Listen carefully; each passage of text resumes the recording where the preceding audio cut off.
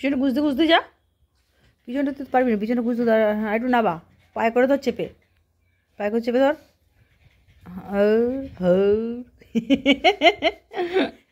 হ্যাঁ পায়ে করে চেপে ধরতে ধরতে যা, পিছনটা পুরো গুঁজে নে, তোরই সুবিধা হবে। মডেলকে এবার শাড়ি পরাচ্ছ, নিজে পরতে পারো না, এটা বাজে জিনিস লাগে না? এবার ঘুরিয়ে নে সামনে কাপড়টা, তুই নিজে টপকে যা না ওদিকে, তাহলেই তো হয়।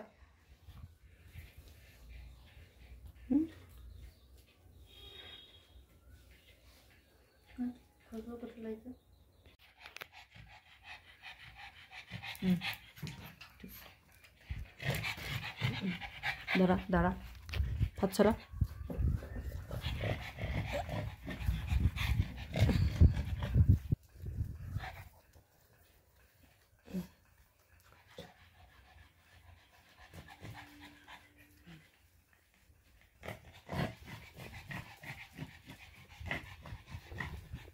দাঁড়া দাঁড়া, কোথায় গেল, কারে করছিস?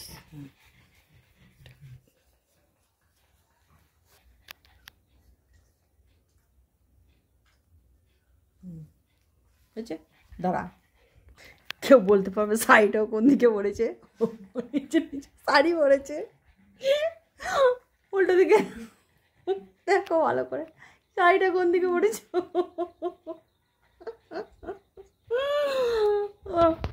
ও যতবারই শাড়ি পরে ততবারই উল্টো দিকে শাড়ি পরে, সোজা শাড়িও পরে না কোনো দিন, কেন জানি না।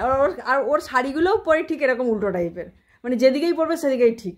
দেখো খারাপ লাগছে না শাড়িটা উল্টো দিকে পরে, কিন্তু বিপরীতগামী। বিদ্যাসাগরের কোনো একটা রক্তের দোষ আছে ওর মধ্যে, বিদ্যাসাগরের মতন।